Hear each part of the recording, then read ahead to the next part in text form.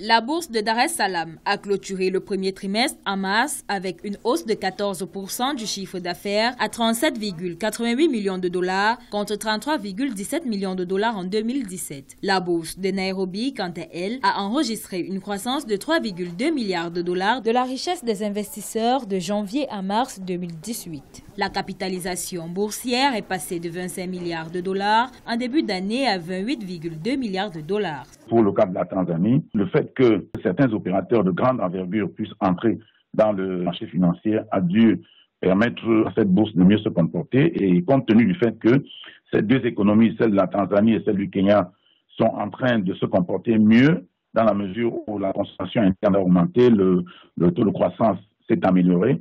Ces deux économies, en réalité, sont en croissance permanente.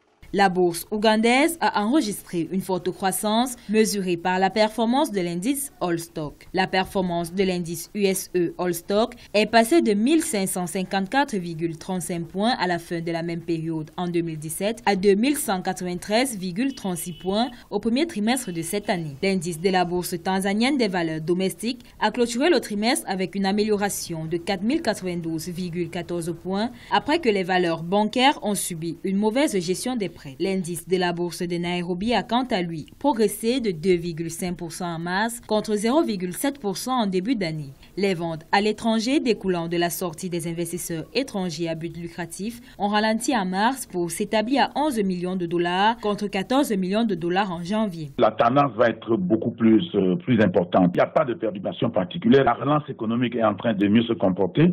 Ces deux économies se situent au peloton de tête des économies de l'Afrique de l'Est. Ces deux économies ont résolu un certain nombre de problèmes, des problèmes d'infrastructure. Et puis les opérateurs économiques font un peu confiance. Il y a une stabilité politique également. Pour l'année 2018, on doit pouvoir, n'est-ce pas, aller au-delà de 30% pour le cas du Kenya et aller un peu plus 17 pour le cas, n'est-ce pas, de la Tanzanie. Le secteur bancaire a dominé ses actions. Ce trimestre, il a gagné 7 des 10 premières actions qui ont vu leur compteur augmenter de 22,7% en mars. La bourse ougandaise a vu sa capitalisation boursière atteindre 8,21 milliards de dollars contre 5,8 milliards de dollars au cours de la même période l'an dernier.